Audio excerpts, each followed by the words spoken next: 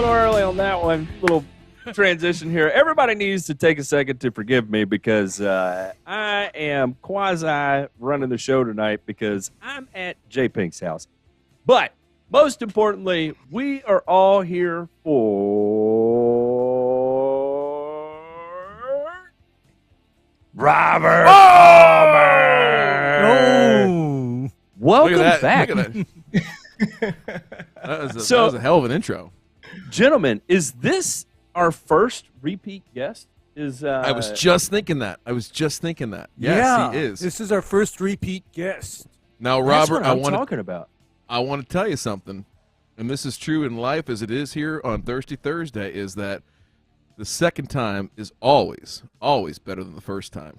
All right? So I we got a lot to live up to. Hold on. Oh, there it is.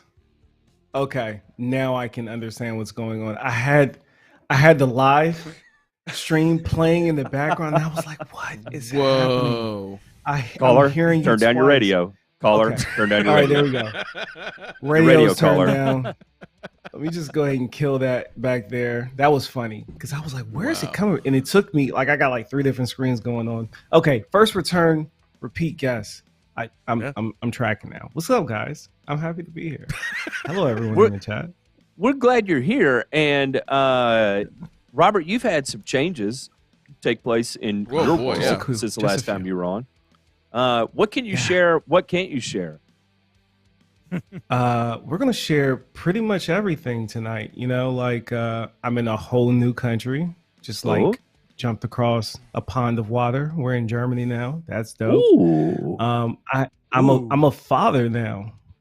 Like there's a little person. Congratulations. There's a little person. Congratulations. And I'm in charge of that little person. Actually, not really. He's winning. Like he's in charge of the whole household, running it. He has not recognized your rank yet? No? Nah. Oh, okay. No. Okay. I don't think. I don't think. Yeah. Maybe later. Yeah. Maybe about 3. Maybe when we're on the way out. You know, who knows? But right now, he's definitely winning. But it's cool, man. I never really. I don't know. I've always liked kids, liked the idea of kids, but I've never really been passionate about having children and the whole birthing experience and everything. It was freaking amazing. So like I watched it from the beginning to the end. So whatever club that is, I'm a part of it. Like I saw it all. Every last single drip and drop of it. Let's talk about that. I have a theory that something hormonal takes place when it happens. And I don't know. A switch flips, and it's almost like an outer body experience. You know, going through the whole thing. I don't know. It's a bizarre. You know, looking at it from 30,000 feet, right? It's a very bizarre thing, biological process that takes place, right? But as you're living it, it's I don't know. I'm convinced something hormonally changes that you have no control over, and it's just going on for the ride. I'll double down on that for sure. I'll triple down on that. It's it's something wild to watch. That's for sure. And it's very surreal. Is that how that the whole time I'm just like, is that normal? Look at his head. Yeah. Oh, that's his head. Yeah. Oh, can I touch it? Let me touch it. Yeah. There's something about the doctor squeezing the head as if it's a sponge, and you're like, right, dude, he's like doing this, dude. Please don't and then they do that to the baby, man. He's like, no, you gotta get in here and grab it by the head. Maybe that was just my doctor, and he was asking for a Marlboro while he was doing it too. I'm like, I'm pretty sure while you're doing it. Mine. He had a scotch in his left hand and a Marlboro dangling from his lips. Not really. It's funny. The accent I gave my doctor sounded like he was smoking Marlboros, even though it was a chick. What's this little shit's name?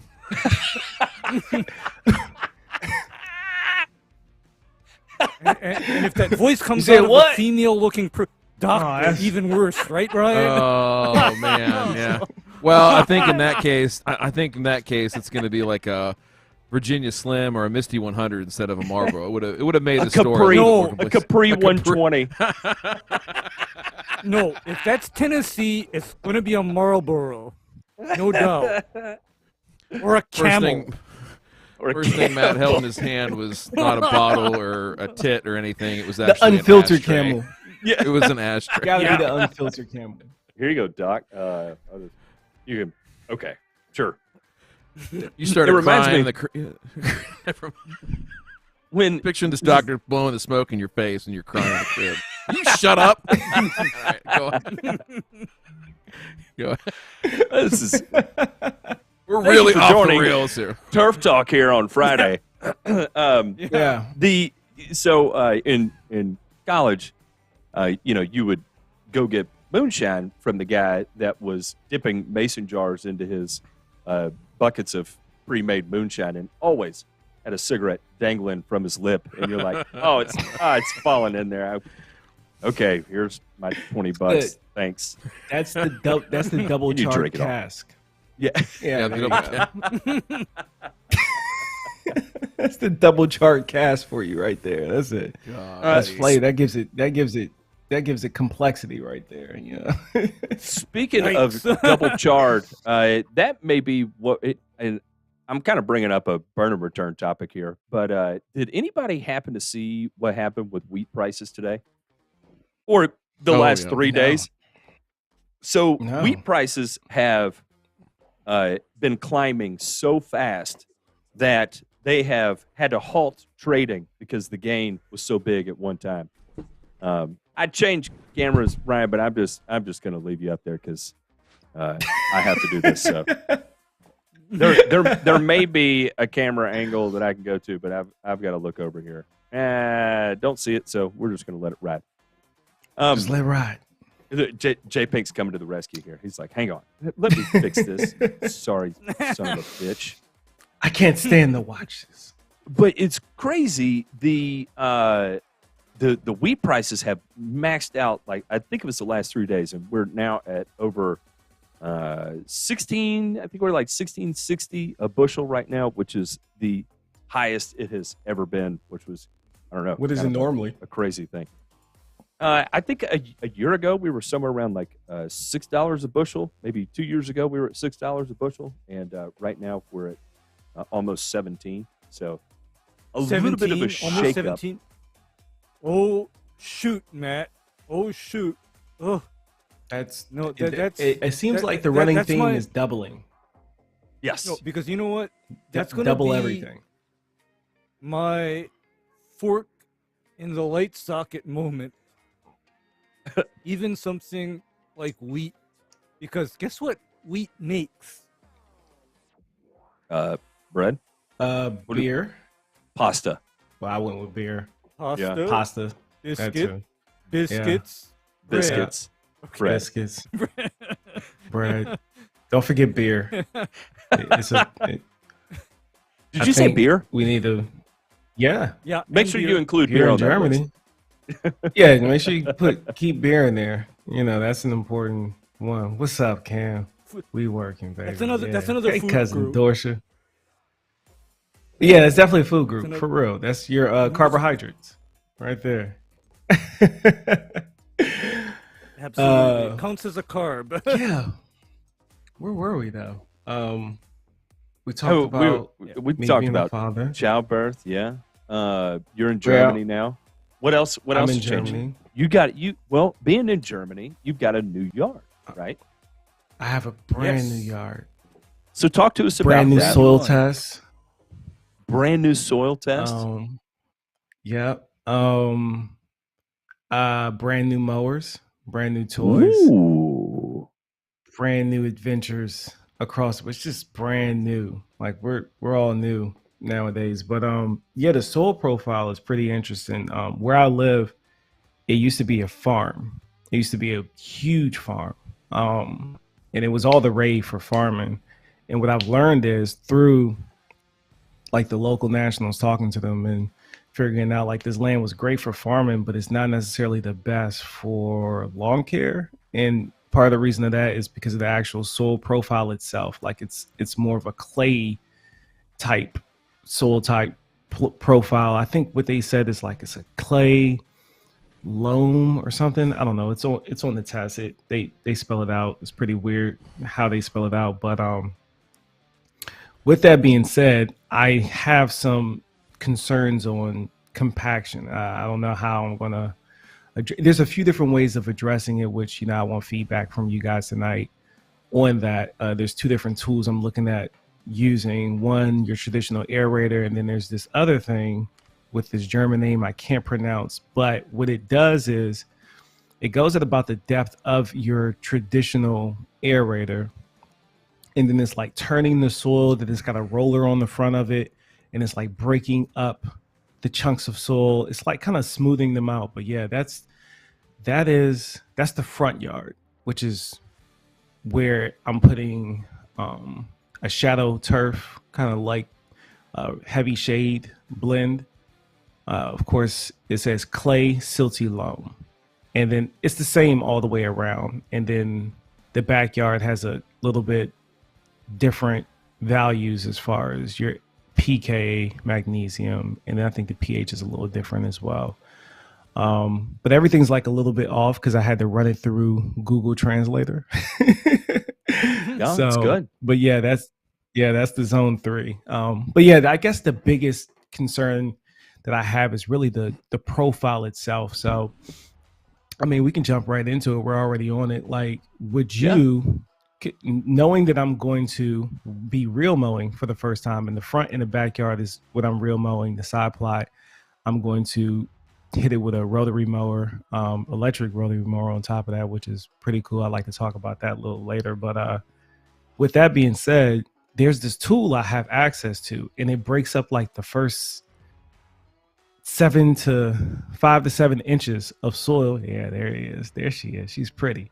I really like that mower, but I could use that after the grass is dead and we've cleaned up as much debris as possible, or I could go with your traditional aeration, which is not easy. Like you don't just go to the Home Depot, rent it, bring it back. Like I have this guy who's a professional greenskeeper who lives like 40 minutes away from me, who's going to come down with the equipment if I go that route, and he's going to help me out, and he's going to aerate the lawn. Like that's how different things here are in Germany. You just don't go and rent it because it's not a thing that a lot of homeowners do.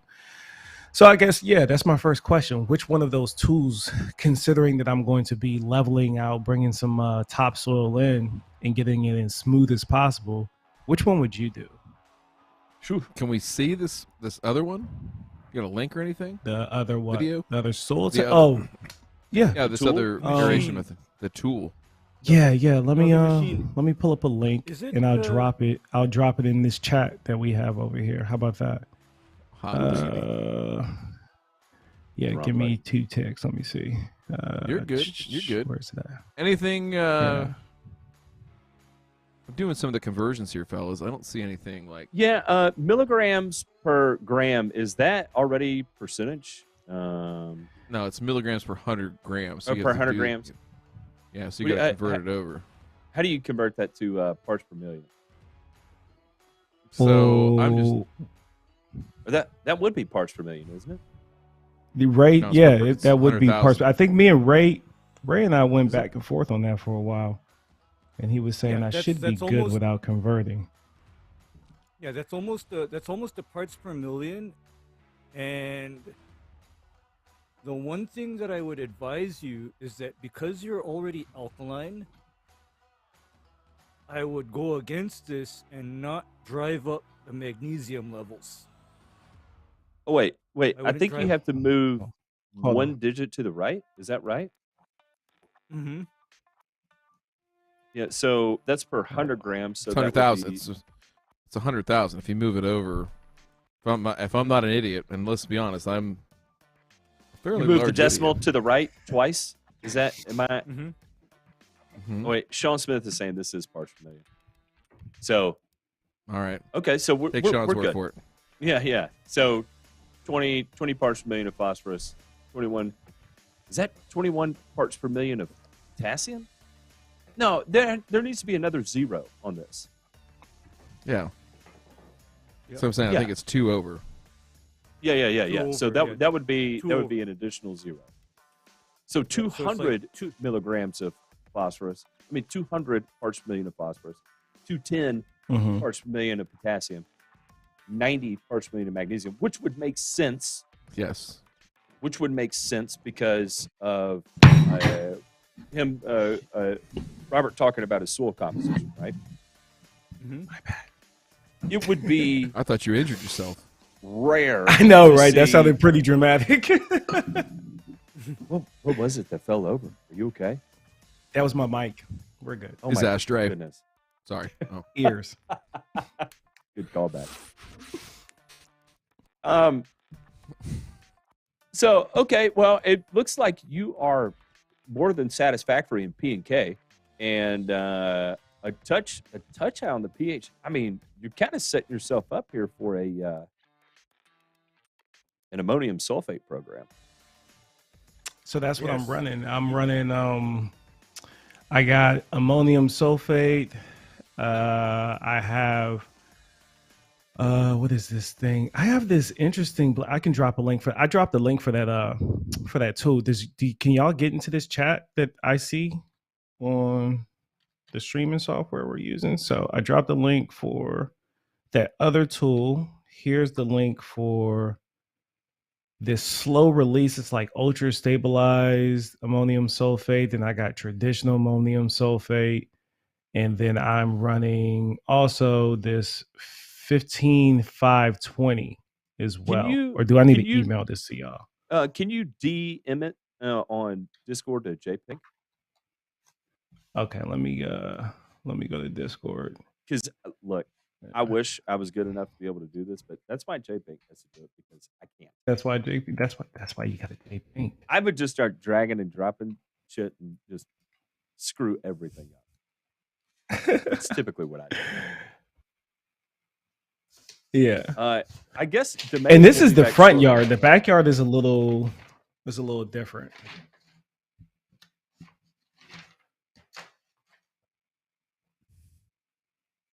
Okay, JPink. Bear with me here. Okay.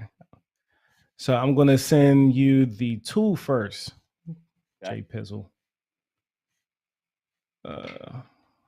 Where'd that link go? Okay, yeah, let's open that back up. Oh, Ryan's pause. back. What happened, Ryan? Oh, he left? Where'd you leave? Where'd you go? Get another carton of cigarettes. I'm just gonna make cigarette jokes the whole time here. You listen here, young man. I've been doing this for a long time, and I don't need your cigarette jokes.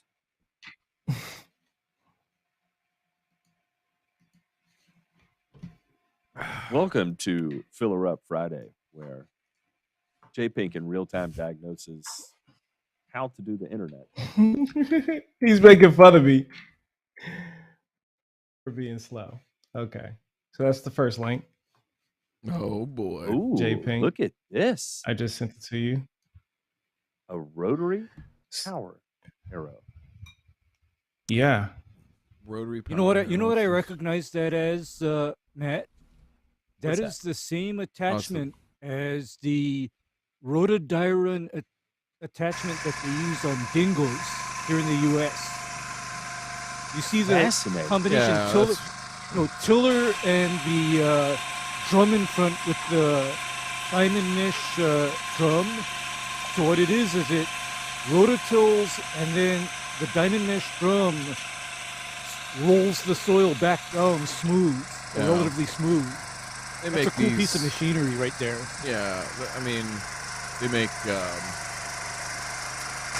same attachment for a dingo. I mean, they make obviously. Yeah, like that's the the dingo. That's like the dingo attachment, right, Ryan? That's the Yeah. There's a company. It's a good attachment. An Italian company called Barreto that Mm-hmm. makes these, not to be confused with Verredo, which makes seeding Yeah. equipment. So you have Barreto- access to yeah. one of these? I have access to one of these. Mm. Huh. The only thing I and gotta then- do is make sure Do the it. turf is good and dead. That's the easy Yeah, part. it's yeah. Exactly. So Then, okay, I like this. This seems Here's like the a lot of work, though. but here's the problem not with a this lot of- machine is What is that after this is done, Matt, it really fluffs up the soil a lot. I mean, you're gonna have to do Yeah, and they said I definitely have to still roll it. a They shit were ton like, of rolling. but I was thinking since I'm doing a little bit of leveling, I got a roller. You know, I do have a roller.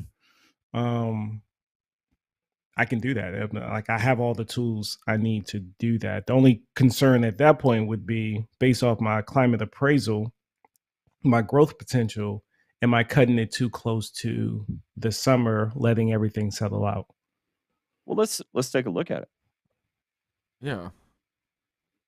All right, here we go. So, yeah, you have a there's no bimodal growth pattern here. Nah. Take a look at that. Kind of looks like a penis. Come It get does. It's very phallic. So you have gone from the transition zone to a true cool season climate here, where most people that grow warm season grass would see this and be like, "Oh yeah, that's my growth pattern." Nope, that's how your cool season grass grows in Germany now. So you're concerned. You said you were concerned after looking at your climate appraisal form. What is your concern? I missed that part. So, like the turf will be completely. So here's another thing, another weird thing. The Germans keep telling me I'm good to go ahead and start killing now, and everything that I know about how this non-selective herbicide works is that I need to wait a little longer, because we were just at like 47, 48 degrees Fahrenheit, and then we had a cold snap. So now probably within the next 3 days, we'll be back at like 42 degrees Fahrenheit when it comes to the soil temperature. So my concern is, well, it's not really a concern. I just don't want to waste time or money going out there too early with it. Now, this guy literally told me, he was like, hey, the stuff I got, I can apply it at 0 degrees Fahrenheit. And I kind of just looked at him like, okay, you're the professional. You know what you're talking about. I'm not a pro. So if I wait until when I think is the best time and then seed, am I leaving myself enough time to let the lawn get established before the heat gets here? And it's not really a dramatic heat, but we want as much lead time for establishment before I do get to those warm temperatures for about a week or so. They don't even hang around that long, and I plan to DIY irrigate. I'm putting the irrigation in the midst of doing all this. So okay, so let's go big picture down to small picture because we're getting into like granular details here. So okay.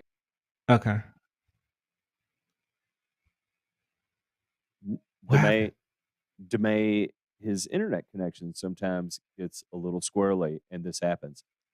He just sent over a cultivator. This is a Toro attachment, so it looks like a Harley rake, and then has that diamond roller in front of it, right? So, yeah, similar kind of approach. It looks like to it. That one we were looking at. There's the one that I have access to. It's a walk behind. That's the only difference. What I'm seeing right now. Sure. Yeah. But then the implement looks very similar, though, Robert. So very probably does the same thing. And going to what you were saying about how spraying it now, actually, your guy that's saying that is not wrong, because what can happen is, here's how glyphosate works.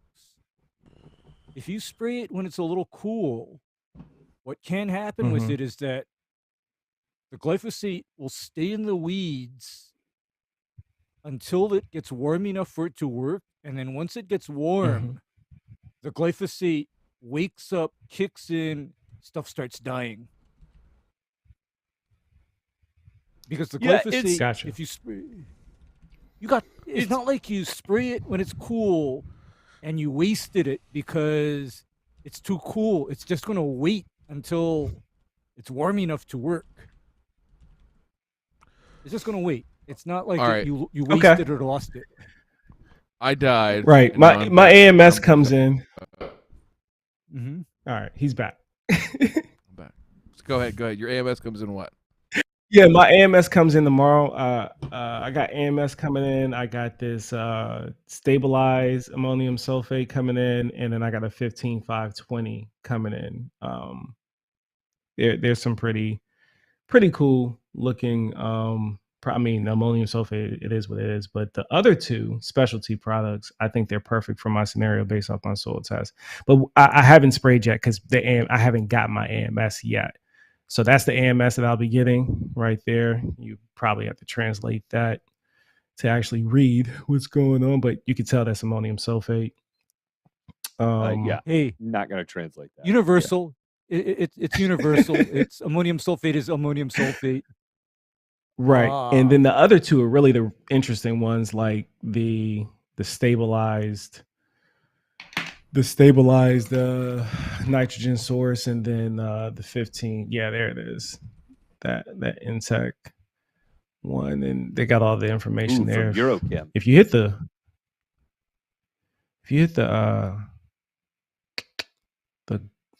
Google Translate, it'll translate it because that's what I have. That's my life now. I gotta translate everything.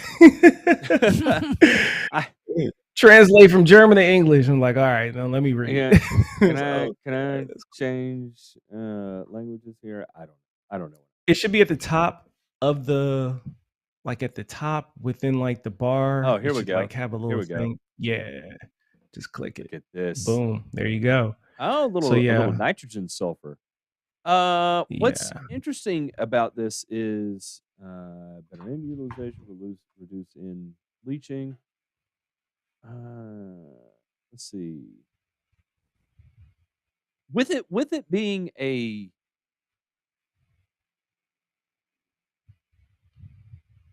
is this Eurochem's version of Yara? Amidas? Kind of looks like it, doesn't it? It does. Or except for or you know what this 20 that's obviously a stable. No, you know what the 26 looks like to me? Is it urea ammonium nitrate? Or ammonium nitrate sulfate, Matt?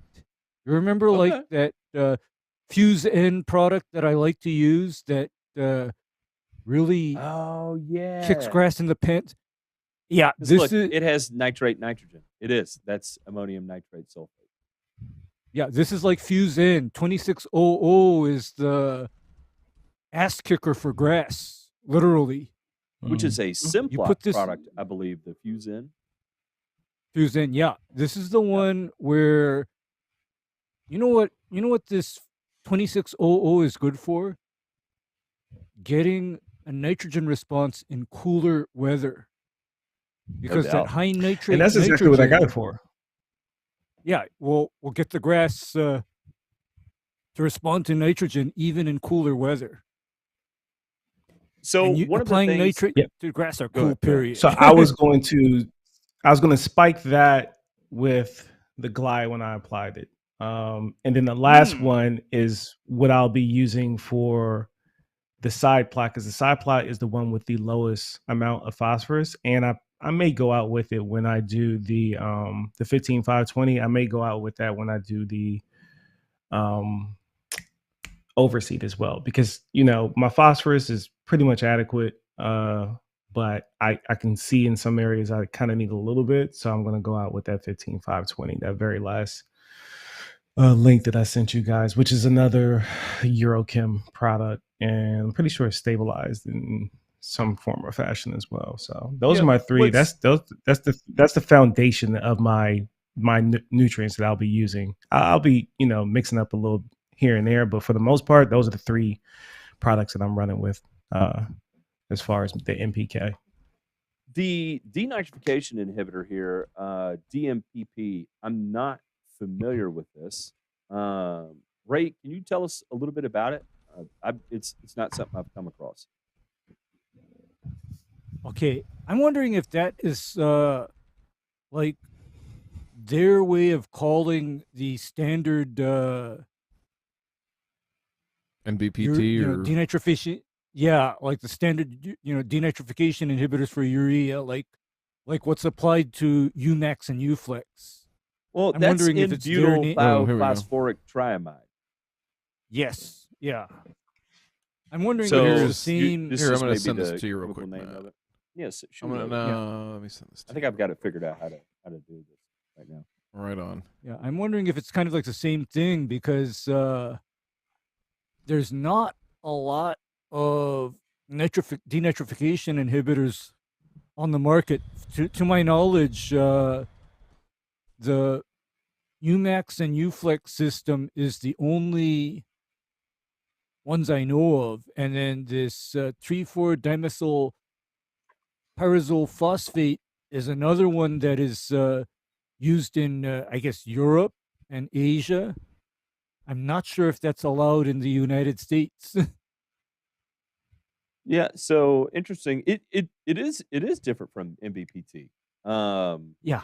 But that's got to be pretty close to it. Again, in-butyl thiophosphoric acid. And here we have a dimethylpyrazole phosphate. So, Demay, have you gone through this meta-analysis here? Anything? I'm reading. to I'm highlight? speed reading it right now.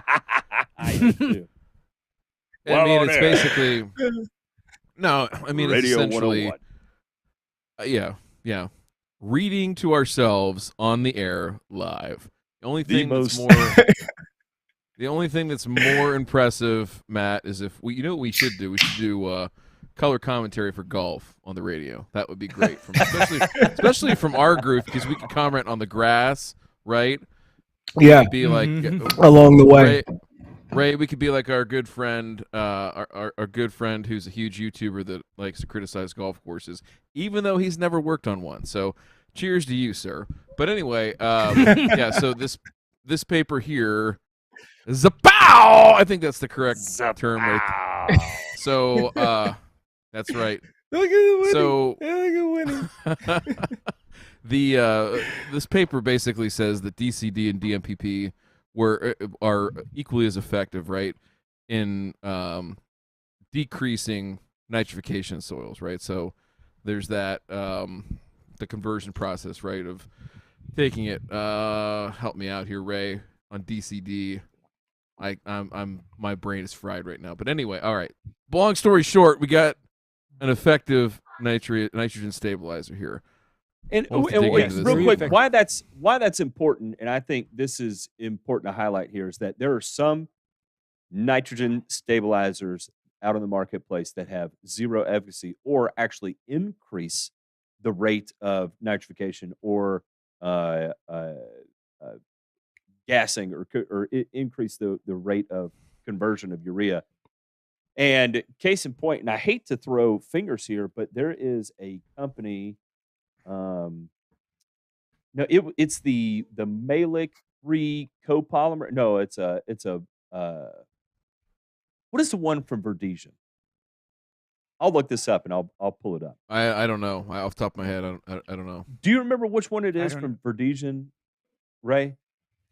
Oh, I've never used or heard of that one from Verdesian because as far as I know, the only N stabilizers allowed in Hawaii are the Umax and Uflex package. So the alternate ones are like not allowed. I will find it here because it was kind of a Nutrisphere. Nutrisphere was the product that they trialed with a couple of the others, and it turned out it did not perform very well. Trident was another take on Nutrisphere. And let me see if I can find what exactly the product is here. And it's interesting because they have all this trial data about how effective it is.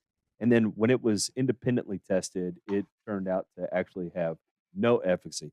So again, I'm just covering all of that to say there are nitrification inhibitors and urease inhibitors that are effective, and there are ones that are not effective. I can pretty much guarantee you, if it's coming from Eurochem, it is effective. Eurochem is too big of a company to hedge their bets on ineffective products. So DMPP, MBPT, DCD, tried, true, effective. here we've got a meta-analysis looking at multiple different trials here to confirm the overall efficacy of this product. So again, I just bring it up to highlight that check your labels, double check the active ingredients in these labels are actually performing the way they say they are. Oh, So, man. in other words, I did good. Sorry. Yes, Yeah. you did great. You're good. You're good.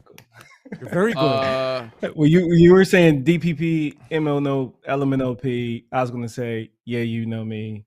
And no, I couldn't get in there. I bet you Ray had the Naughty by Nature album back in the day. I could see that. Yeah. Blasting that, Matt blasting that out of the spray truck on the way down the highway. Cranking definitely. Yeah. Believe it or not, for 4 years, I wore clothes backwards. Because that's crisscross. That's different. That's different. Crisscross. So you see this Malic. Yeah, this polymer? Is that. Yeah. Useless. Absolutely useless. and go ahead. And this is like, why? Okay, if a product doesn't perform as claimed, chances are I'm not even going to see that product in my state. That's just how it is. Okay, if it doesn't perform according to label claims, it's not going to get past the Department of Agriculture Fertilizer Division. Hand clap to your state, sir.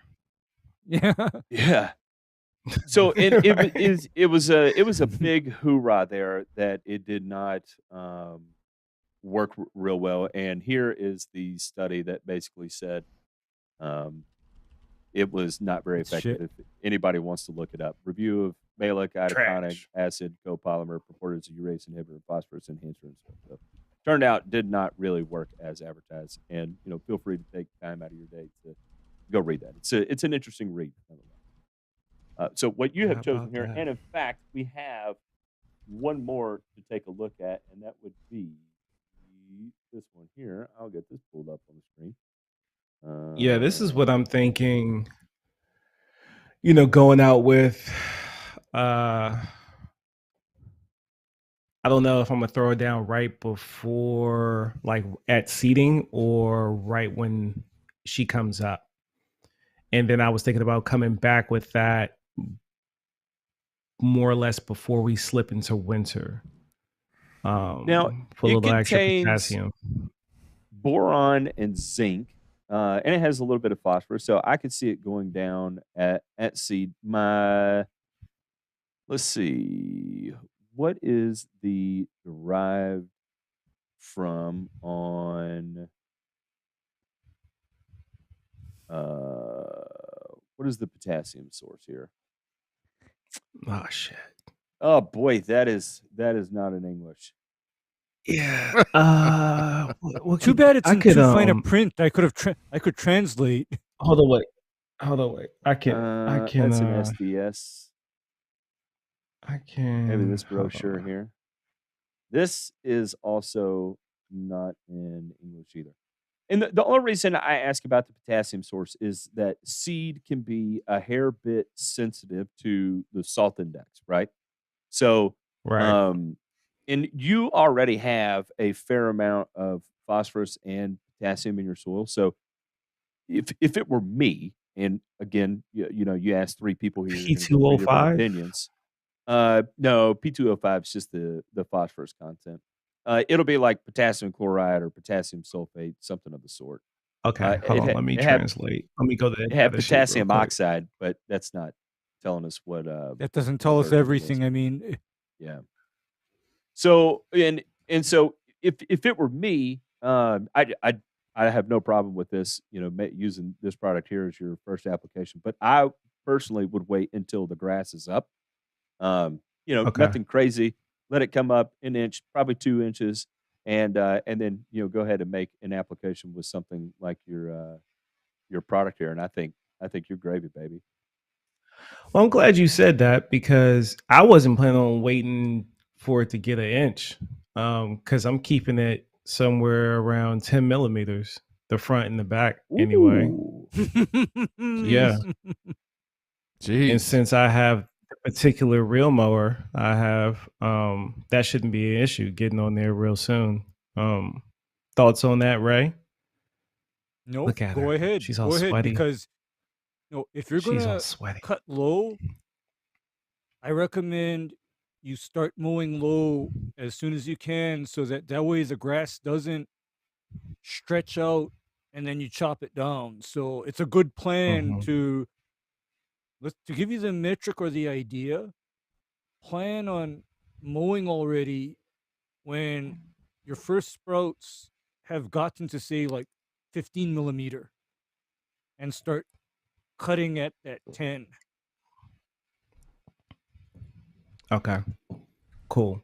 Okay. So then I'm looking at a situation where I'm like, maybe my second, third mow, then go out with the 15-520 then. How about that, Matt? Does that sound about right? Yeah, I have absolutely zero qualms with whatsoever. Okay, we never really answered the question about the please finish saying what you were saying, but we didn't really come to a landing on the piece of equipment I should go with. Should I just be looking at manual aeration? I want to hear about nice topsoil. I got to hear the big nice picture topsoil before I decide that. No yawning. Don't do it. No, you go ahead, Demay, because you got cut off when you were talking earlier, and you said we were getting real granular. Did fall off. Please finish where you were going with that. Take me through the milestones and the dates you're trying to hit in your head right now with all this. So take me through each in my head that you want to hit and a roundabout date. Okay, in my head, I would love to have the lawn completely, the standing lawn, completely gone. Well, completely dead. Sprayed out. I want her gone by March 28th. So on the first weekend in April, I can do either it be aeration or the European dingo. I have my topsoil that's being brought in, which is a beautiful blend of clay, compost, and quartz sand. And I come over that and then smooth everything out, put the seed down. Oh, I'm sorry. Let me back up. After I have the aerator and or the European version of the dingo, I'm also trenching, laying my DIY in-ground system, irrigation, smoothing everything out, rolling it, seeding it, boom, we're on water. And I want to have that all completed no later than April 9th, because I got to get on the plane April 10th. Shit. Yeah. And then I'll be back in a week, though. So. Okay. Do we have any pictures of the lawn? Like, are we allowed to share those? Oh, yeah. Those? Let's see we this got real pictures. quick. I need context here.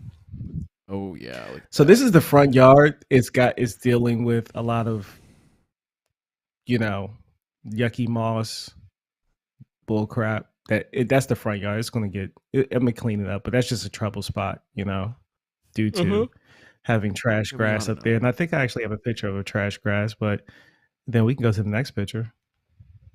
Let's check out the next one. This is a little bit of suspicious mole activity that I was able to identify. But suspicious. Suspicious. Yeah. That's going to be a problem. You can see the trail running off to the right. Oh yeah, that's the trail. You can still, you can see her. Mm-hmm. I'm not really too worried about that. That's actually behind the 22-foot raised garden bed that I have, though. So I don't think there's going to be much growth behind that due to me walking around it and back and forth and whatnot. But we'll see. We'll see how it goes. Let's take a look at this one here. Okay, now that's facing east. You've got something you're working with here. Yeah. Yeah, that's facing east. That's facing south. Is that southeast? Yeah, southeast. No, northeast. That's northeast. So the first one was southeast. This is northeast. Yeah, I mean, so we've got some stuff here. We definitely have some tougher spots here. That's where some dog was digging before I moved in. So that's just an area that I'm like, okay, Wow. I got to finish. I'm smoothing that out. Like it was way worse than that. So like literally scraping the grass off and then like putting it back to some sense of normalcy. All right, so you got a tight time window. That's the here. front yard. And is the front and the back, are they both getting done or just one or the other? I'm doing 360 all around. Front, My back, man. and side. Now, this is not going to be irrigated. Uh-huh. The front will not be irrigated. So you have manual irrigation up here. Right, and that's the most sun that it gets. Like right now, the sun is setting, and that's all it gets. Which is why I'm going with this Shadow Poa Sapina light green blend, because I want to show people that are fighting with Poa Triv or Poa Annua, like you could go with a lighter blend that can also be mowed lower. So I'll be real mowing the front and the back and the side. I'm rotary mowing. All right. Okay. And how, like, from a real mowing perspective, is how smooth, right, is the backyard? It's got it's not awful. It's not awful. It's gonna it definitely needs to be brought in. So I have to bring in some materials. I have to, just because I can tell in certain areas that it's going to be just like cruising over some spots. I got a few hard dips in there, but for the most part, it's relatively smooth. How enjoyable it will be if I leave it the way it is, it won't be. The thing about the Hudson is it handles undulations pretty well. So that's not the problem. It's just really how enjoyable it's going to be for me with it not being as smooth as it could possibly be. All right. So my take is this: is that the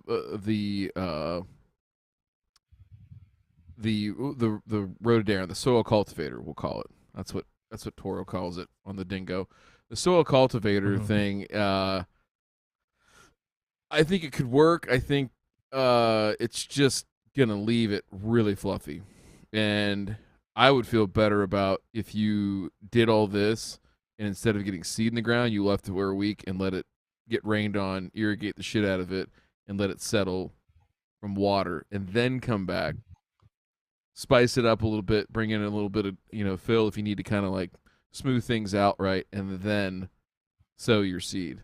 That would be my take. I think if you go ahead and use that soil cultivator, I just think you need to give it a little bit of time, a week or two, some rain and or some irrigation to like flush it, get it settled down. Then you can bring your roller in there. Then you can look at this guy. This guy looks like bald Matt Martin, doesn't he? Well, I'm Matt Martin, like he tucked in his shirt. That guy's a lot tougher than I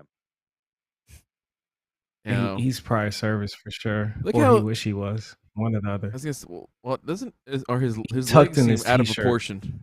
His legs seem out of proportion to his torso and his arms and shoulders. Something's going on. Don't skip leg Too day. many. This is what I was trying to say. Don't skip leg day. Boom. There you go. Okay, so well, I'll see if I've got a video here. I'll see if I can pull it up real quick. It just leaves. I can do that lot though, on Matt. The soil. I can do that, and okay. So then let's look at my growth potential. Are there any concerns? So the warmest month last year was June. Towards like the last week of June, it got into the 90s for like a week, and by the 90s, I mean like 89, 91, 92, 93, and then it was back at like 85. No, I have no problem with it. What especially when I have. What do you have? When I'm going to be irrigated too. Keep that in mind. And you you talked about having less access to certain things that we would commonly use, right? So most fungicides probably off the table. What about like herbicides? Most of those are off the table. Okay. Anything that is on the table. Let's start with what's on the table here. Help me understand a little bit better. What do you know of for sure? Just so you, I mean, I'm not trying to put you on the spot, but if you do know of something, dicamba is a go. Okay. Whoa. It's this Okay. MPP thing. I should MCPA. have brought it up here. MCPA. That's a go. Okay. Okay. What about Clinclorac or Tenacity? Got any of that? I got it. I got some Trion. He has it. Palmer has it. I mean that. I got it. So like I met a handful of friends, and it's interesting, right? And I don't want to put myself in a hard place or anybody else out here, but Germans have found ways to get the job done responsibly while still not pissing people off. So I have a very good close of friends that are going to take care of me in a few spots. So what are your concerns?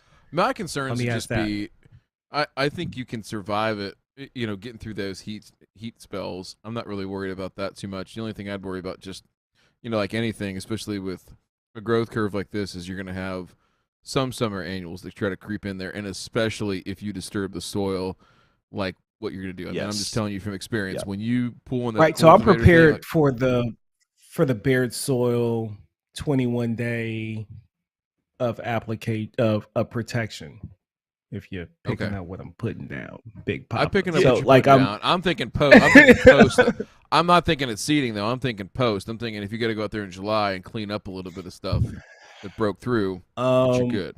Yeah, I can get after that. Sure. Okay. Yeah. So in my mind, if we're talking about holding grade, and trying to get to a situation where you're relatively smooth, I think the soil cultivator, but with the caveat that you need some time to let that stuff settle. Rainfall is going to be your friend. Obviously, then you got to get it to dry out long enough so you can go ahead and finish up your grading and seed. I mean, it's not a risky move. It's just one that like you then lose some degree of control over versus like, just coring the crap out of it and then throwing seed down, right? So I think, though, that the finished product, right, the investment of time and the risk of waiting a little bit longer, that to me doesn't scare me as much as you going through all this trouble to do the lawn and then not being completely happy with it when it comes to grade and trying to mow it at 10 millimeters. Like that to me would be, if you're gonna go to the lengths that you've gone already, like go all the way. Be all you can be, Ray. Right. Right, absolutely. I mean, see how I fit that in there, Robert Palmer? Yeah, because that was before the Army of One. Yeah. Because truthfully, given your climate and your location, and based on what you told me, I wouldn't be too freaked out about seeding and having it come up in the summer, because for the most part, and watch me jinx you big time by saying this, usually a German summer is not as bad as the transition zone summer. Oh, it definitely is. I mean, not as bad as the third time around, and it feels bad because it's cold all the time. But the plant, as you can see, can handle it because I'm maxing when it's the warmest. I'm maxing out on my growth potential. Just as long as I get it, and the soil will be nice and warm when I come back second week. So now we're looking at like throwing out the seed second week in April. I'll have a brand new lawn. I think I sent you pics of the seed I'm going out with. I should be at 80% by the end of May. So that right there, that's going in the backyard. Yeah. So this is what you plan on real mowing, this one right here? Right. That's going to be real mode. That's going in the backyard. That PS20. Ooh, look at that. Ooh, look at that stuff. Yeah, so Yeah. listen, I'm saying you got to do the damn thing. And, if you want to get, I mean, it's a mess. It's an absolute mess. And I've done this before with similar type situations where, an area was tilled up for whatever reason, right, to smooth out grade or whatever the case might be, and literally would go out there like on the golf course with a hose after it was all loosened up and just soak the shit out of it. And you're muddy, you're trudging around. I mean, it makes no sense, but it actually works on getting things settled out. Go ahead. I'm sorry. So I'm not going to be here. So I have the irrigation. So the irrigation will be running. That'll be good. So I'll know to keep it nice and watered while I'm gone. The dogs, that's going to be a headache, right? So yeah, that'll be bad. Yeah, oh, boy, keeping them out of the backyard for a little while shouldn't be the end of the world. I have to go smooth that over with the wife when I get done with this. But I picked up a pretty cool tool where I can do that deep, heavy soaking, like you were saying. It's the I think it's called the Cloudburst nozzle.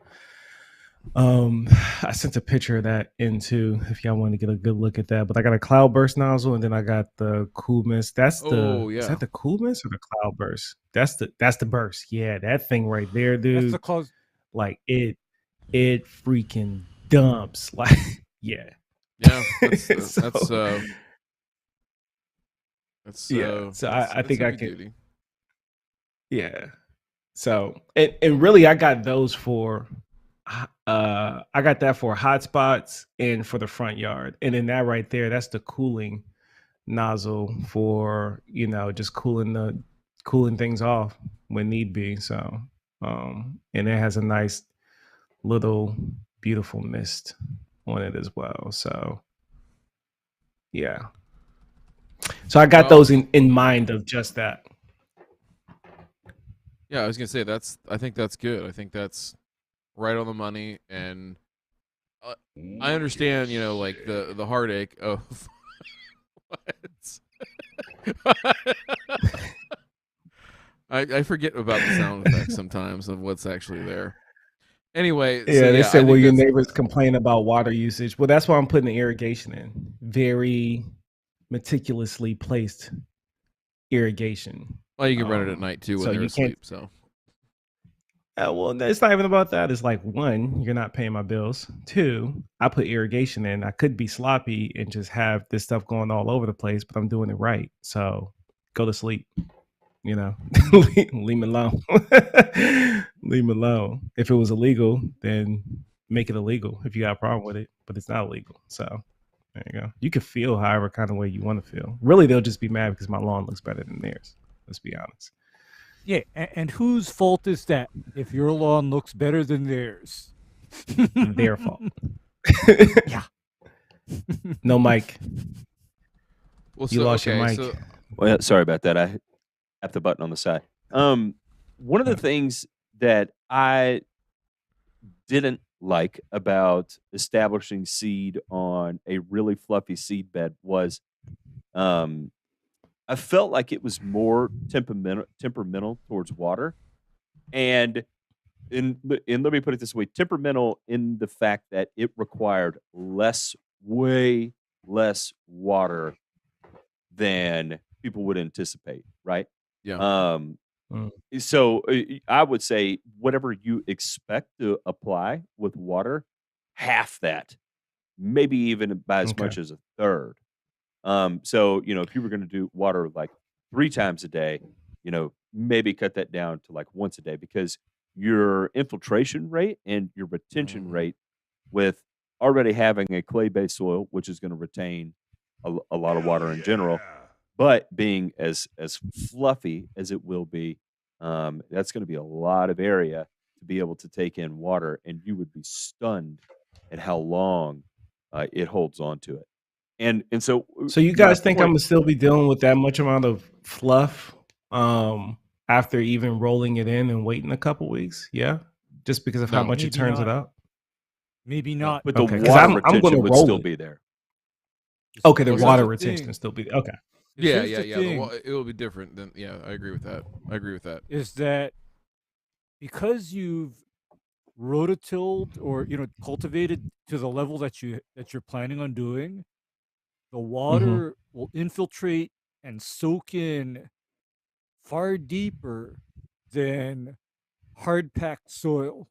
It'll soak in way deep, but you can kind of modulate that and manage that because did we talk about watering and then rolling the hell out of the ground to recompact it after you're done tilling? That's so the people I have access to it, that was their guidance. Like, hey, once you do this, you're gonna want to roll it, get it watered, and roll it. And I was like, yeah, I got a roller, cool. And they were like, yeah, you're gonna want to get it wet, not too wet, but you're gonna want to get it wet and roll it back down. And I was like, okay, all right, cool. Because Robert, the last time I had a lawn tilled up or cultivated before establishing it, this was me water the unholy hell out of it the day before, let it dry down on the surface overnight. Next morning, run the roller on it, and then water it again, and then keep on doing that until the soil stopped changing or settling after it got rolled. And then once I'm done with that, then I want to come back on top with the topsoil sand. No, the sand. No, you want to actually get that settled and compacted down so that it stops changing. Once it stops changing, that you want that mix to stop changing too. You want that to be a solid, stable layer on top of your existing ground. I mean, what's the biggest, like, we would call it deflection, right? Like, so if you just put like a board, right, like a flat board across the lawn, like a 2x4 or something, like, what's the deepest spot that you're trying to fill that is like below the level of the board, if that makes sense? Like, so okay, couple inches, so or a good example would be over here where this dog was digging. You can't tell right now. Wait. Like, did you say digging or dicking? Just want to be clear. Digging. I think I said the latter, but no red rockets in Robert's lawn. All right, that is the rule. None whatsoever. But there is like, I mean, of course you can't see it, but I think the deepest hole that I'll step into is probably about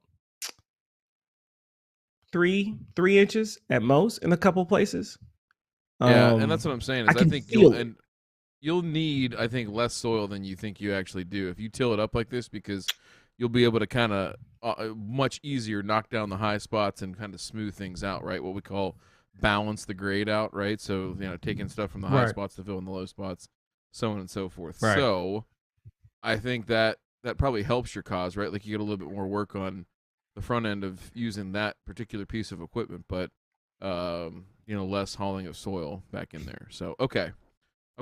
I mean, I feel good about that approach, and I think from a timing standpoint, like, can we look at the growth curve one more time? Yep. Because and then we could play the other side of the fence, and let's say we just aerate the crap out of it. We aerate the crap out of it, and then just bring in topsoil. But that's a lot more soil I think I'm going to have to bring in. I agree, and I don't know that you're going to be. That's the other end of it. Super pleased with the results. Like I said, dare to be different. Go all the way. Do the damn thing, right? And I think you'll be pretty happy. And again, a few. What is this from Aldo? Yeah, and never gonna let that one go. I did that. Just what about so Cam is asking, what about just skimming the top of the surface out smooth, the unevenness without tilling multiple inches down? Then you don't have to worry about the settling issue. I agree. I mean, I when I look at this picture, my initial thought telling them to rack it up. It doesn't look terrible, but I'm sure there's like little imperfections out there. There's little right? spots that's right. I mean, if you I could go for it. like you wanted to, I could go I for would it have a and problem kind of with leave it the way it is, and then Yeah. just deal with it, in the fall type thing, well, late summer, midsummer, late fall type thing after the turf is already established, but it's just going to be off. And to me, only being here for 3 years, I figured why not do it all on the one. And the other good thing about the tilling is when I go to trench for the irrigation that Cam so graciously spent 5 hours working out with me today, down to the every nuts and bolts That's of the each engineer in little him. piece that I'll need. Right. Yeah. Once I do this, trenching is going to be a lot easier manually, because I'm going to manually trench it by, like I got a Oh my tool that I'm going to, gosh. like, it's, yeah. Ray, can you ship him But the it's Geo only- Ripper? Oh Yeah. yeah, I mean Matt, that wait, would where's be- Telly? that would do Telly the job. Coleman? That would Telly Coleman, can we That get an would do the LTL quote for the Geo Ripper from Honolulu to Wiesbaden? Hawaii to Germany, from Hawaii to Germany. Yeah, I mean, What do you think? What do you think that's gonna run? Probably lot. $500 That'll- one way trip. Yeah, I think 1,000. I think 500, and we'll all the beer you can drink when you get here. Yeah, but otherwise, you see Rob this said Geo Bob. Ripper. This is a badass tool. I mean, You know what? I Or can. not. I might be able to find someone who has access to that. That greenskeeper guy. That greenskeeper guy may have something like it or and have by- access and to. by I just the need to way, ask him. I Let me mean, phone If a the friend on that 811 one. sticker right Robert, on the in fucking Germany, tool. this Geo Ripper concept is actually, guess what they did in Germany? They fitted this bar to a steel chainsaw engine. So I think a Geo Ripper actually is German in origin. Yeah, there's got to be Oh. something like that there. Look at So- dude, seriously though. That I- You might be able What to get this in Germany. What kind of bad accident do you think had to take place for them to put the 811 sticker on the side? Like, that somebody Oh man, ripped through a domestic Gas gas line or something, blew up the whole No, damn actually- neighborhood, and they're like, "What will you like?" Actually- they'll sue. no, We'll actually, settle with you you know out what- of you know court what's- if we put an 811 sticker on it. No, you know what would be horrific? When Yeah. that thing hits a 480 volt electrical conduit. Well, you're not going to Ray- feel that. I have a story of that, and it was much larger than a 480 volt, and it was not a Geo Ripper that hit it either. And it was Oh, the God. scariest noise I had ever heard. What did you do? I didn't do it. I was on a job site, and we were installing a rain garden, and it was a showcase for one of the counties outside of Knoxville or whatever. And the area was marked incorrectly, and there was a buried line that fed an island in the middle of this lake. And Oh Lord!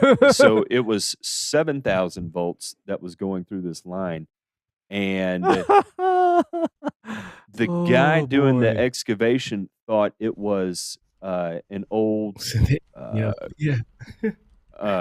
piece of foundation or something, and so he broke out the what do you call it? The old quickie saw to cut through it.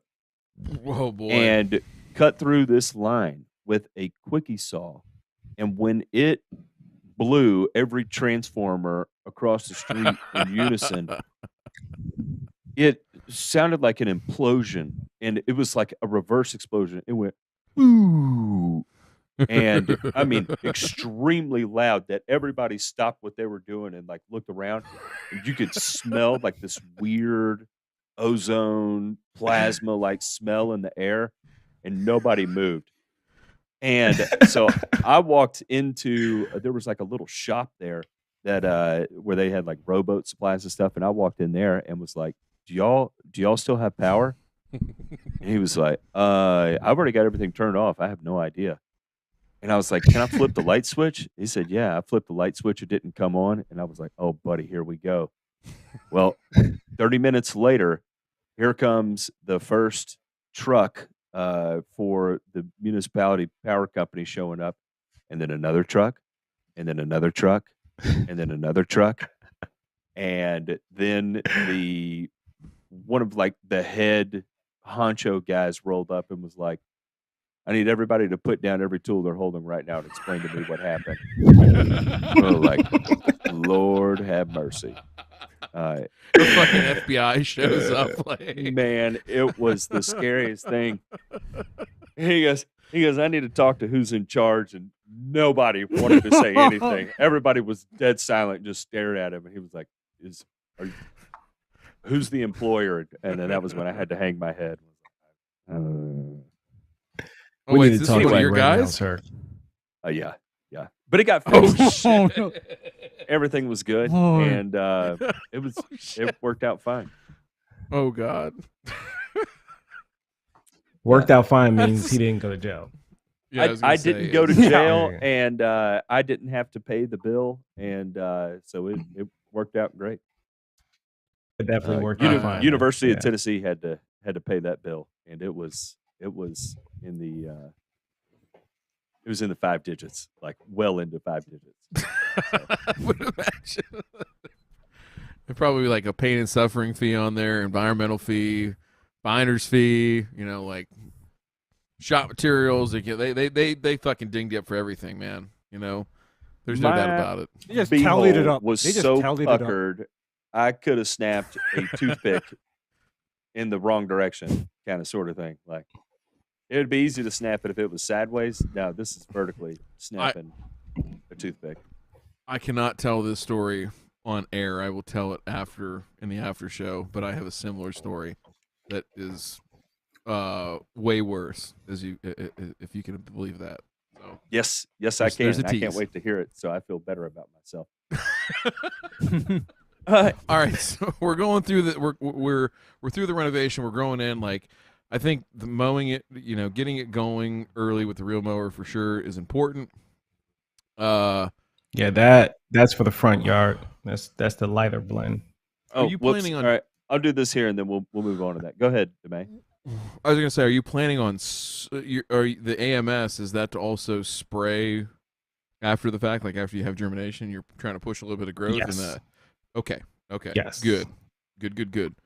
And Yes. Ray, wait, tell me, you're working with which backpack sprayer, Robert? Help me out here.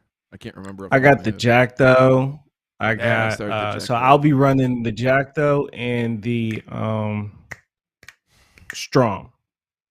Okay. One of the, Ray, one of the thoughts? two, either or. Thoughts on a volume, on a carrier volume out of a sprayer like that? What are you gonna? How low will you go, Ray? If we're gonna play carrier volume limbo, Mm-hmm. I'd like to see Ray do some limbo. I think that'd be kind of cool. So the side you plot's guys- going to be 25 millimeters. So that third picture of the Uh-huh. seed, that's I'm gonna keep that like around an inch, between inch and 2 inches, no higher than 2 inches on the side plot, rotary mowing, and then the front and the back Okay. are going to be maintained at 10 millimeters. So the side is going to be rotary mowed at about 1 to 2 Ryan. inches. Yes, sir. You know how With low that. I would go? But Okay. here's the catch. Dear Robert here is going to be doing the Fred Astaire dance right in front of a running irrigation system, because I would go as low as a pound of AMS per half a gallon of water. However, that is in front of an already running irrigation system, so that it's not allowed to dry on the leaf surface. So I'm spraying in the rain. Yes, sir. No, you're dancing in the rain. Yeah, you're And going around with the dancing in irrigation the rain. system. You hit the button No, again, Matt. I know. No, I want you to do the cool Fred Astaire / Ron Henry dance with the backpack sprayer. Okay, I want you to do that. Well, unfortunately, all the Ron okay. Henry people are over there watching Ron Henry right now, I think. So, shit out of luck. Shit out of luck. It's and their loss. I mean, if they actually wanted to learn something. Wait. Ooh, there's a I Zapow. see. Oh, Zapow. Zapow. Yeah. Oh yeah, he's still going. Good for him. Good for him. You gotta admire him for that. So that for rate, that is incredibly risky for you. That kind of rate. Exactly. But in the event that you were not going, say you're going to make the application, you're going to flip on the irrigation system afterwards, right? So, realistically, it takes you 20 minutes to spray the yard. Then you're going to kick it on. Personally, I still would feel confident at applying a gallon per 1,000 at, if you did a pound of AMS, that's what, 0.2 pounds of N. Yeah, 0.21 pounds of N per 1,000 square feet at 1 gallon per 1,000 square feet coverage. Flipping it on when you're done, you're going to be good. You're not going to set anything on fire there. The grass will glow from outer space, beautiful green, but you're not going to burn it down, right? And that's a safe application I would feel comfortable with too.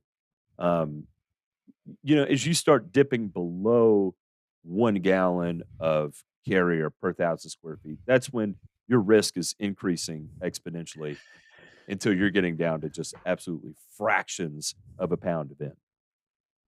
The thing is, I can give it a pound. I can give it 1.25 gallons of volume per 1,000 square feet. I can give even more than that because I'm only sitting on about 2,200 square feet. So really, the volume I can give it is almost 2 gallons per 1,000. So I could fill her all the way up and drop a pound of AMS in there and be safer than safe and still get the kind of So that's nothing, completely nothing doable. to worry about there at all. I think you're super gravy. Yeah. I want to say this though. This product right here, the 2600, that one is going to be spicy. This is the one. Definitely get water on immediately after spraying, because ammoniacal nitrogen, nitrate nitrogen, that's a salty, spicy hot sauce right there. So, may I talk a little bit about spraying ammonium nitrate based fertilizers? Sure. I figured they'd be perfect for the glyphosate. Yeah, well, but if you were rolling those together and killing the lawn should be very effective. Yeah, well, but if you were trying to supply nitrogen with that 2600, my application rate would be maximum of 1 pound in 2 gallons per 1,000 square foot. And don't wait till tomorrow. Don't wait till next week.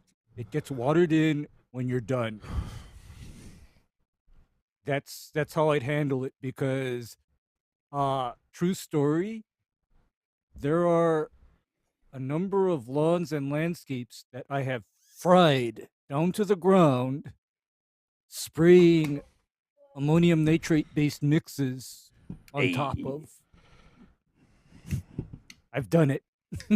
I still think you'd be fine at 1 gallon or 1.25 gallons per 1,000 square feet. But if the neighbor comes out and starts talking to you, interrupt that neighbor and be like, "Hang on, I legit have to turn on the irrigation system right now," and then we can continue our conversation. I applied some hot sauce and it's spicy. Spicy, baby. Okay, cool. That's good to know. So just something to keep in the back of your head with specifically that product, more so than just the AMS alone. Huge fan of running the sprinklers. Okay, so now should I be as concerned about it when I'm going for the kill this weekend? Like when I applied this weekend, should I be running out with the sprinkler, the manual sprinkler as well, or should I not be as concerned about it since the point is to kill? So it's much cooler right now too. It's much cooler. You're gonna be fine. Yeah. I wouldn't worry about it. Yeah. So I was thinking, okay, cool. Well, let's talk about the front yard grass type here real quick. And so my thoughts with this is It's shadow. It's in the shade. Okay. 80% of the day. At the peak of the summer, it'll have maybe 30% sunlight, maybe three hours indirect sunlight, maybe 1 hour of direct sunlight. And this is because I can type thing. Like, I want to show people that are struggling with that lime green blends that, if you're looking for an option, you could probably look this direction, because this is not going to be dark green at all. It's going to be closer to like a Poa annua type light green color, which I'm doing it because I can. That's all. Like, I got 3 different grass blends. Like, the side plot is the PS35, which is pretty much the same percentage blends as the one in the back, but they're different cultivars. So the one in the back, the cultivars in that it withstands a lower height of cut at a younger age. The one that I'm using on the side plot, I can eventually work it down if I wanted to, but the people I got it from, Rosenfeld, there's this guy I have like one single point of contact that I talk to that speaks really good English. They hooked me up with. He was like, you can walk that down, but he's like, but for the first year, just let it ride. So I keep it somewhere at like an inch and a half, and then if you want to work it down the next year, sure. But based off the cultivar and their testing, so I'll just run it that way. But yeah, this is going to come out. That Poa Sapina is all the rave. It's only 5% in it, but apparently it spreads like wildfire. And that's what I wanted to talk about. Full ones. So everybody watching, playing along at home, right here, the last grass type mentioned supreme there is Poa Sapina. I have no experience with Poa Sapina. Ryan, you live as close to Canada as anybody else here. Have you experienced it? It has everything to do with Canada, because I said so. Damn it! And so I'm assuming you have experience with Poa Sapina, or at least know a little bit about it. I don't. What can you tell us about it if you do know? So essentially, it's a grass that was originally found in Germany natively, and they've continued to try and breed it, for more effective shade tolerant cultivars specifically, because it does grow in low light. I'm not sure what the PAR and DLI requirements are, which reflect how much light and what type of light it needs, like, to grow in an ideal situation. I will look that up after I get done talking here. But yeah, so the Poa genus in general, right, is not a very shade tolerant one for the most part. However, the Sapina is one of the species, right, that definitely can do better in the shade. The thing here, though, is that you have to consider the climate. Like, so here's what I don't want to happen. I think in Robert's case, absolute no brainer, totally fine, right? No problem. It would be a hard stretch, though, if you live in the Midwest or something like that, where it gets really hot and you have a lot of shade, and that might not be the best use case. So I don't want people to listen to this after the fact and be like, "Hey, I'm gonna get me some Poa Sapina." Yeah, give me some of that Poa Sapina. Not necessarily. So there's gonna be. So here's just like there's a run on rubles right now at the bank, there's gonna be a run on Poa Sapina, because Robert Palmer's video is gonna blow up the world. Just like Russia. There's my day. Sean Smith, if you're still watching, there's our conspiracy theory. We checked the box for you. Thank you, sir. Appreciate you. It looks like right here, DeMay, this says Trinexpac ethyl treated Sapina bluegrass provided an acceptable turf at 10 to 15% solar irradiance for at least 4 to 6 months, while KBG became unacceptable within 2 to 4 months. So, you're talking about half, 40% of the light requirement of Kentucky bluegrass, if I understand that correctly. Is this the 2021 paper that's out on this? Yes, this one is 2021. Okay. No, gotcha. This is 2001. I apologize. Okay, there's a new one out here that I will take a gander at here real quick. So No, yeah, why does it say 2021 though? That's stupid. Like you click on it. They're playing That's games. dumb. That's it's the same one. It's the misleading. same one. Yeah, this is the same one. Yeah. Okay, gotcha. Now this will have so it requires. White sapina bluegrass is useful turf for reduced irradiant situations that require more than 5 micromolars per meter squared to sustain traffic longer than 5 weeks. Okay, that's useful information, that last sentence.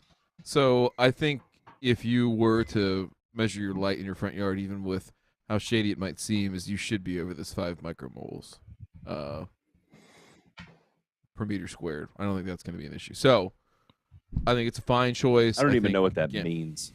5 micromoles. We'll explain it later. Listen, if you want to go down a deep and dark hole, understanding light, like as a mole, everything to do with, yeah, I understand it. It's a measurement of light. Molar, but Mole not, measurement of light. No, it's a measurement of energy. So okay, Look, anyway, you messed it up, man. You're supposed to just go with it. Anyway, well, listen, man. I want to listen. I will get the Boys. if you want me to. I'll get the preeminent light guy in turf on this show. I will do it, and it'll be I think Ray and Matt, cool. you guys would love it. Preeminent scientist in America, works at Ohio State University on light. I get it. All I know is that University of Tennessee spent an inordinate amount of money on lights to grow grass because of the shade cast by the stadium, and it's because the stadium's like 80 fucking stories tall, Matt. Like it's you got to fit 100,000 people in there somehow. But the fact of the matter is that listen, it all started 100,000 people that leave disappointed when Butch Jones became coach. Is that a coincidence? I don't think so. I think everybody forgot what they were doing when he became coach, or they just quit too. I don't blame them. Listen, go Vols. Life champions and light champions. There it is. There it is. All right, right. Robert, talk to us about this bad boy right here. Old What Blue. is this? Old Blue. First of all, yeah, that's my favorite freaking color. Like if you know me, blue is my jam, right? And that's the right hue of blue too. I just like I like that hue of blue. But funny Is that story a royal behind this. blue? It's royal. Royal blue. It's definitely got it's on the royal side-ish of blues. My old neighbor gave me this. They started to care about their lawn, then they realized it took consistency and 2 years of consistency, and then they gave it to me. They just gave it to me. I didn't even buy it. And they were just like, hey, you want this mower? And I was like, yeah. I had no idea how or why I was going to use it, but I took it because someone offered me a free mower. Sure. This comes with the 80 volt 6-amp battery. The only thing I do not like about this mower is how the self-propelled feature kicks in and how you have to turn it off. But it cuts really well. And I'm going to be taking it through its paces right there on the side plot. Like that's its home. That's where it's going to be living. And it gets exceptionally low too. Like it cuts low. As you can see, it's on the second to last notch there, and that's where it took the grass because I just chopped it down because I was just getting trigger happy out there. Just wanted to do something. So I mowed it, and that's how low it got it at the second. And I couldn't drop it all the way down because it's not perfectly smooth out there. Like when I dropped it all the way down, it would spin out. Yeah. It would spin out, but it gets pretty low, man. So I'm gonna have fun with that. I like it. It's unique. Not many people are running them here on these internet streets. Different perspective, different color. It's like the blue versus red, right? So them old devils versus I'm curious, Matt Martin. If you invented Matt Martin equipment, what color? Like you'd have to pick a unique color. And if you say Tennessee orange, it's not going to fly. Jacobson's going to co-opt you. What color would you pick that's unique? I could see you going like electric purple. I could see that. I mean, I have to go with like a like a glow in the dark green, like this. There's what's those green machine? What are those electric mowers? Shit. So Greensy? you seen those? Nah, you're talking about something else. There's a new it is company. Green Machine, isn't it? It's got they're rocking like this army green and black colorway that when I Really? saw it, I felt like, yeah, green. man. I was like, yo, we need to make a baby. I'm gonna pull it up right now. Let me see. It's like you and I were made for each other just off the colorway. Like it's a newer company. Like you gotta tell. You can't come out with an army green. We need like the Color. Cobalt to come out with like the Arctic blue camo version of that for you. I think that would be Exactly. I mean, hey, all right, here we go, rock Matt it Martin. for I'm gonna sure. send this to you. You can Okay. throw this up real quick. What is the name of that Boom. company? This is all you. This is where you need to be in life. Is this Oh, look mower at on this. your? Look at this right here. This one's all electric. See, it's Robert a bit harsh. This color green right here, right? You are not gonna miss that if you're mowing like a right of way or a roadside. Like if you hit this guy on the mower, like you done fucked up. That Yeah, yeah. you did it on purpose. Let's be honest. Okay, look up Green Machine. Look up Green Machine. Look Okay. up those real quick, All right. and you'll see that mower. They need to, I just want it because of the colorway. I think it'll look good with me behind it. That's all. I think what we need at this point is we need somebody to curate a Wikipedia page that has all the hex codes for every mower color There it is. ever Look in at existence. Oh, look at that her. Look thing. at her. It's that olive drab. It's like the olive drab color, yeah? Right? Right. Can you tell me Yes. that? I mean, come on, man. Yeah. I think you put that a that has Black like a Knight kind of like sticker a- on It there. even has man. almost like a tankish Metallic. looking track tire. metallic pearl, yeah. But there's a metallic pearl in this thing. Tell you this. You know what this looks like? This looks like the color for a lowrider Cadillac. That's the other thing is we need some neon accent lights on the mower. I really think there is a whole like mower mod out aftermarket website that could be built like a brand. Dude, seriously, people. I It looks know. like a rebranded. I think it's dumb. I think it's off dumb that as battery. shit. Okay, gentlemen, we're all of a certain age here. Ray, I'm sure they had it, a few years ahead of us when you were popular in school. But imagine, like having a stereo with a subwoofer on your mower. People would probably do that. There's some dumb son of a bitch out there who'd be like, you know what, man? I'm going to put a Rockford Falls gate on this mower so I can blare my shit while I'm mowing and I can hear it. And then somebody's going to put some neons on it.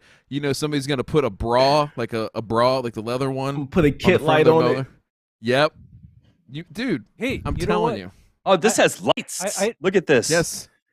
Yeah, Man, I have nothing in common with these people. That is for certain. I used to have like in my old house. This is no shit.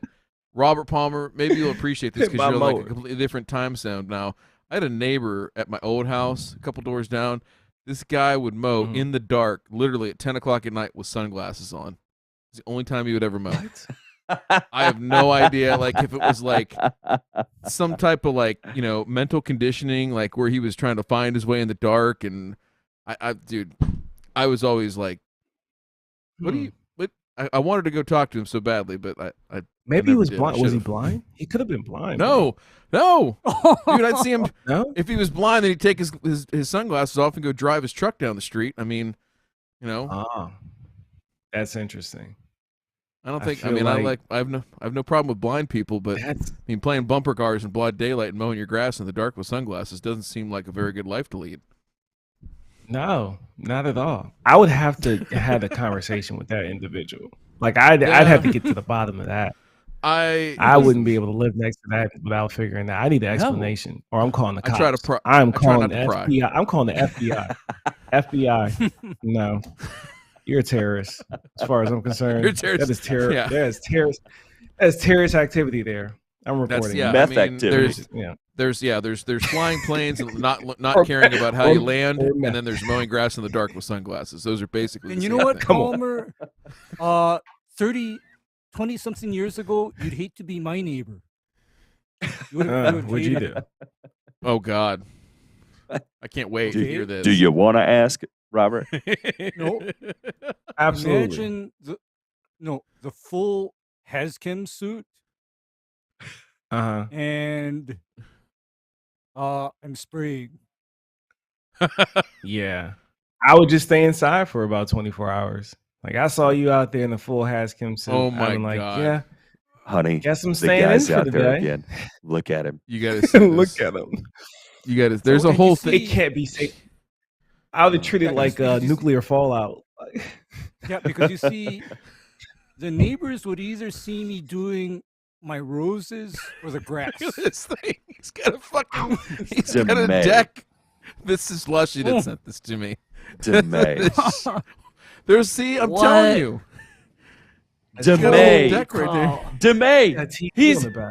He's got an LCD on the. That's an LED. Yeah. Is that that's an LED? Transformers? What is this? Yes. Transformers? This is from like 2015. Or what is the year on this? Is 2019 or 2015? Are those Like, balls in the back? 2015. Man, Does he think have no about, way. balls that they releases in the back? Think and how- it's a Batman bit. What is that back there? Wait, But look here's at all the balls the in the back. wires. It's like a back here. diversion. Yeah. Oh, those are wires. Do you see Yeah. all the Oh, wires okay. back They look there? like- Can he plug They his look like phone little in? Is that balls. what that? Is that what that cord is? So he can plug his It's phone got in? an antenna right there, Pause. so he can't miss Pause. out on his Look at the FMAM. best part. The best part is this fucking shit ass nylon rope that he got at fucking Lowe's or some shit to pull the fucking discharge unit. All this thing is modded out, but he's still got the rank ass hillbilly. Oh man, I'm gonna pull my chute up so I can go around that tree. How? The OCDC. This is amazing.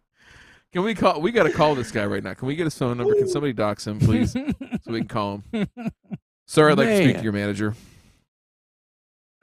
That is funny. He put a Oh, Batman my logo God. on the front. Look at this. That's not a Batman logo. Okay, that is a knockoff.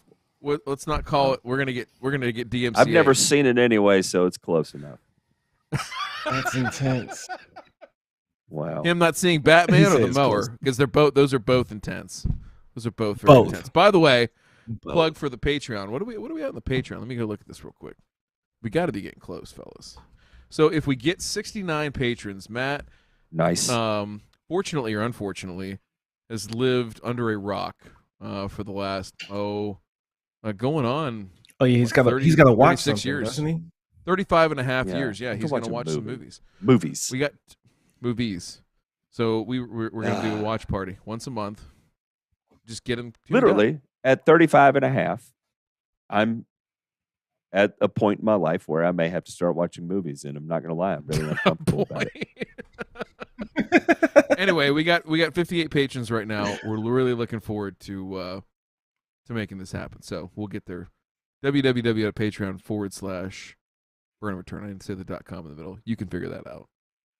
Well, There you go. before we start wrapping this Yeah, up and head on to the show after the show, Palmer, do you have any other questions for us? You feel like you got a game plan in place? Yeah, we got some last minute questions done.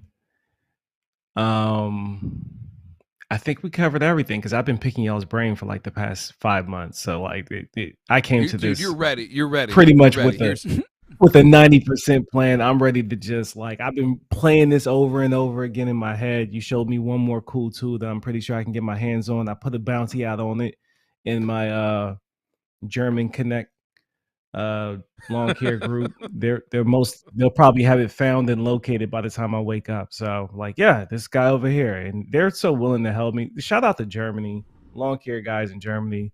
They're called rosin to the rosin freaks out here in Germany, because they've been taking care of the kid for sure. Like translating things, calling 20 different shops to try to find a triple screen topsoil blend so I can level out my lawn, and they've just been really helpful. So thank you guys when you watch this once you wake up, because everybody sleep here right now.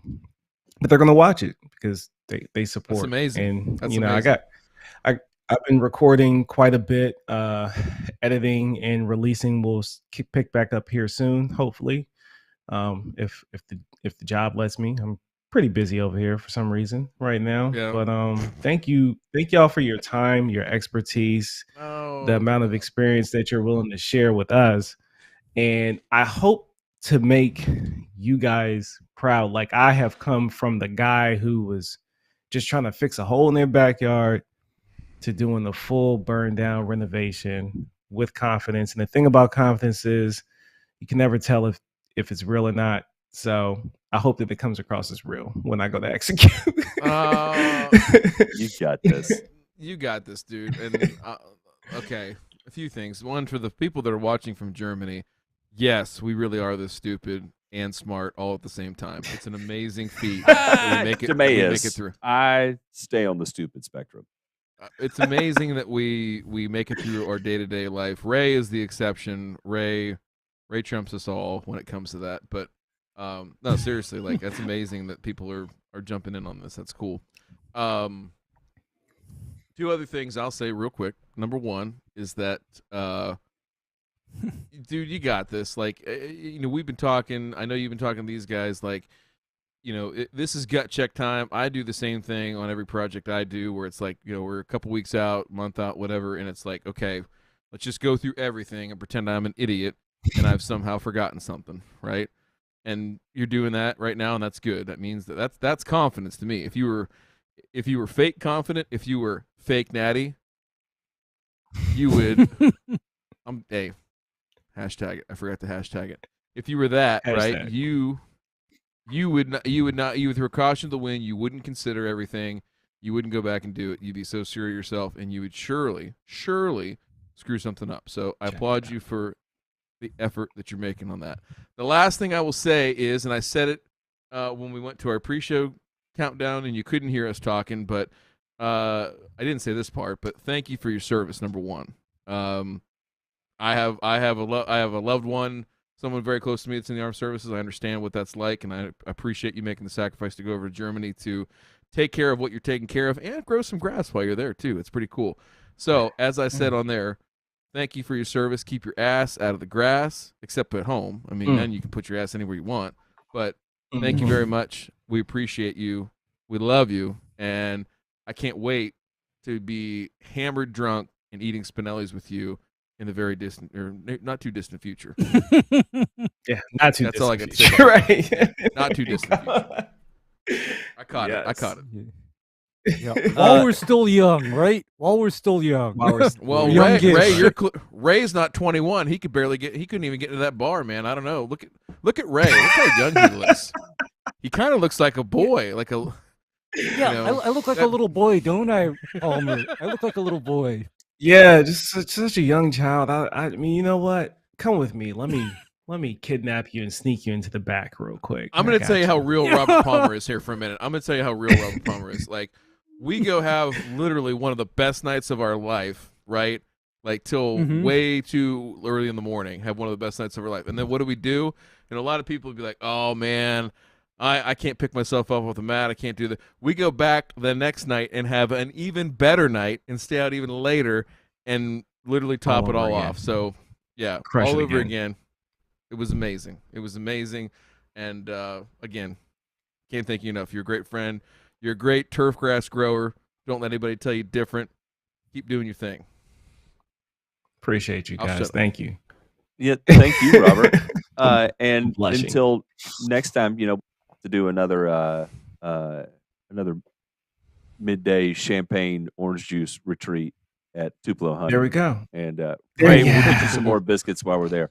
Real quick, before we dip out of here, let's check the mailbag here. Good evening, friends. Ooh. I am having irrigation installed this spring. I know the general rule of thumb is water before 10 a.m. I was curious on your thoughts of watering in the morning, but also during the hottest part of the day to help cool down the soil grass. I ask this because when I get home from work in the late afternoon, the grass along my driveway appears to want to check out, and I also have shallow dirt in the area between the sidewalk and street. Just trying to utilize my irrigation system to the best benefit of the lawn. And lastly, if temps are 80, 90, or even 100, there's no rain in the forecast, how much would you recommend watering per week? And how would you split it up? Turf type, tall fescue, and Kentucky bluegrass. kind of a complex question here, but no real one-size-fits-all answer.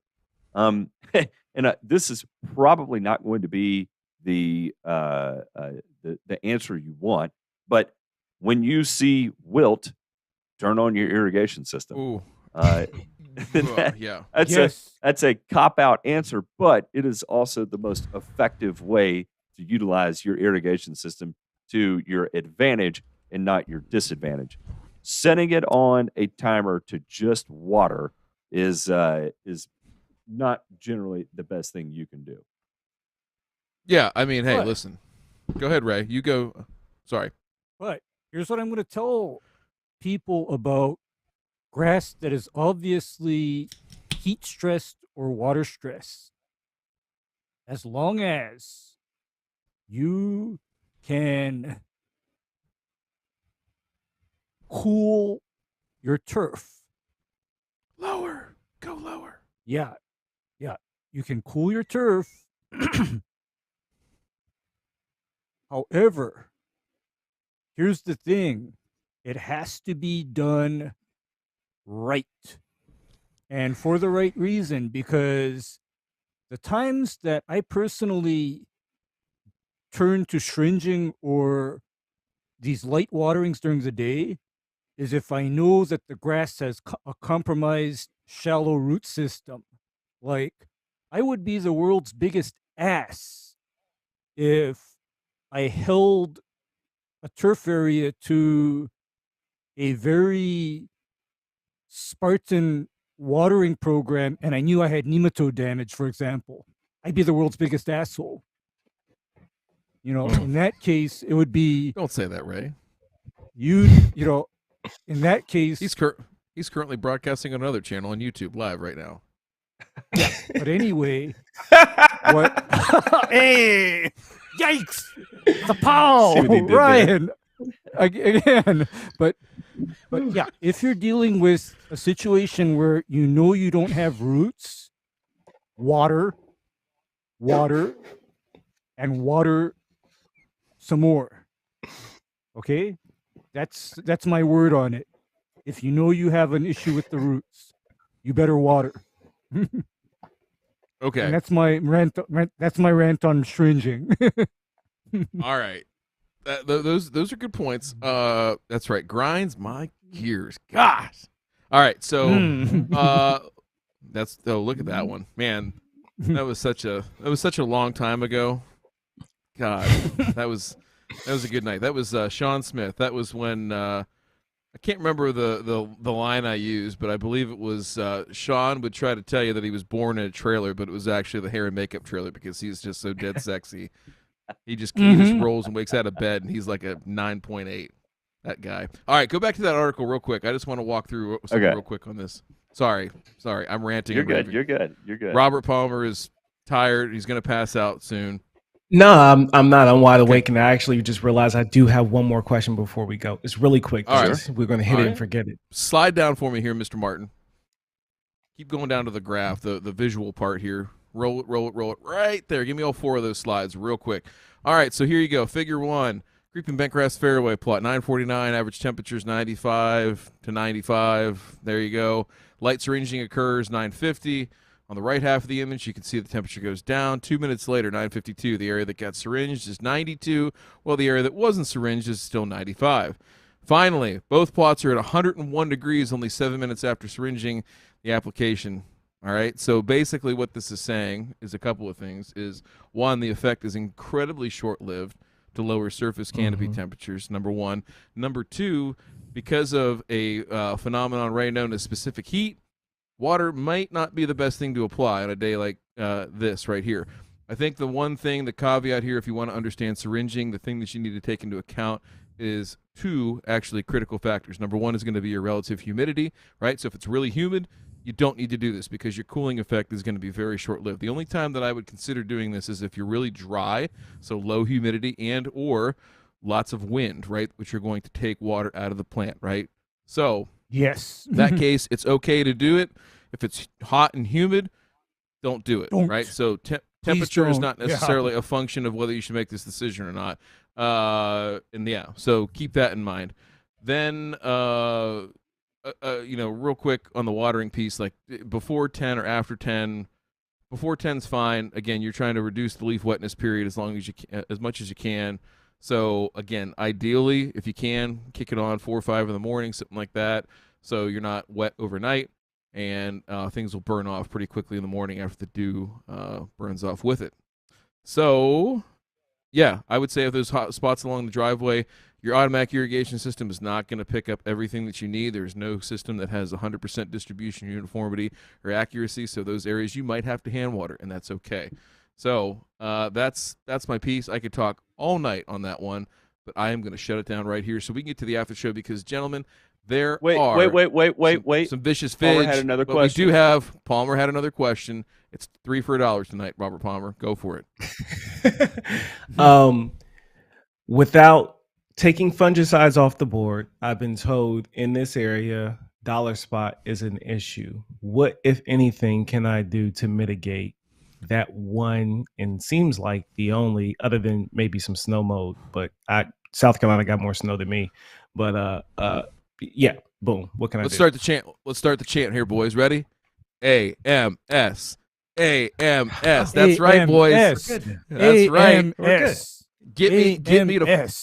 Get me to 4.5% leaf tissue concentration of nitrogen, and we are going to reduce dollar spot incidence somewhere between 30 and 40% right off the bat. So sweet. If you get the all right, so you said I'm already doing it.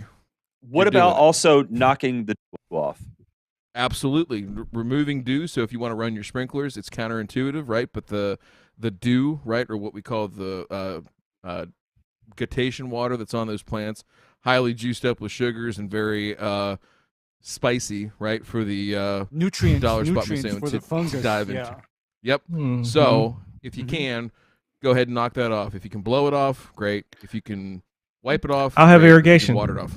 I can find the dew point and set the irrigation to come on and knock that off. So yeah. Hot damn. So ammonium sulfate and you're good. Irrigation. Find my dew points and let it run for about 5 minutes. Good to go. If you want to get crazy, I'll send you a thing for a dew roller that we use on golf courses. It's a nice another way to sweet. Yeah, shoot me a link. Yeah, I don't have that much grass, so yeah, I'll pick up a nice cool tool. All right. Yeah. Great question, by gentlemen. We are going to head to the after show. For those of you that are wondering what the after show is, that is where adults talk like, well, adults. It is not for the faint of heart. It's not for everybody, and that is 100% okay. If it's something you are interested in, you either should join the Patreon, patreon.com/burner return, or become a channel member, and you will have access to it. Instructions will be there on how to do all of that. Robert, thank you again. Thank you for your service. We all sleep better at night knowing there are men like you out there that protect us against all things that are bad in this world. All right, we'll see y'all shortly. Salud.